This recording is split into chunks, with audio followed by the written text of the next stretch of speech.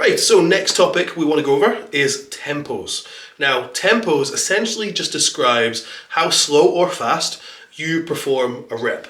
Now, we can break this down into the concentric portion of the lift. We can break it down into the eccentric, the in-between phases where we're transitioning from concentric to eccentric and vice versa.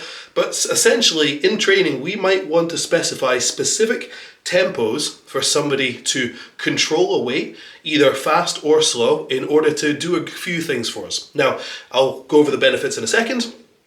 But just to help your understanding, if I was going to do a bicep curl and I'm going to specify a 1 second concentric, which would be the way up, and then a 3 second eccentric, which would be the way down, I would then count in my head essentially for 1 second on the way up, or there or thereabouts, and then 3 seconds on the way down. Okay? Now this is to allow us to manipulate an exercise and manipulate, essentially specify how we want someone to perform an exercise in a way that we know they're going to get the most out of it for whatever reason. Now, the reasons in which you might want to specify specific tempos for people is, number one, if you notice an individual, or if I notice an individual, I beg your pardon, has a hard time essentially controlling a weight. They have a bad habit of, let's say they do the bicep curl and they just drop the weight on the way down. They just swing and flop back down.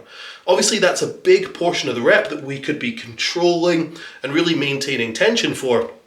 And if someone has a really bad habit of just automatically flopping down and essentially wasting that portion of the rep, we might specify a 3 second tempo on the way down to force them to count in their head and essentially make the most of that portion of the rep. Now, this is only something that you learn when you see someone's training and over time, but it can be a great tool for things like that. Now, the other benefit, or the other main benefit, I would say, is to essentially reduce how much weight an individual is lifting, because lifting as much as possible in reckless ways where we're not controlling the weight can be very injurious, it's very exhausting, it can be bad for joint fatigue, it can be bad for a number of things, okay? So essentially, if we don't want to ego lift and we want to encourage good technique habits and training habits, then specifying tempos can again force someone to control it through any portion of the lift in which you choose to specify. And then the third side benefit that is essentially an extension of that point is, if essentially in training we want someone's reps to look the same, we want them to be standardized. So every rep they do throughout a set, let's say that, again, going back to the bicep curls, if they're going to do 10 bicep curls, we would ideally want all of the 10 reps to look the same. We wouldn't want some to be more swung up than the others. We wouldn't want some of the eccentrics on the way down to be controlled more than others.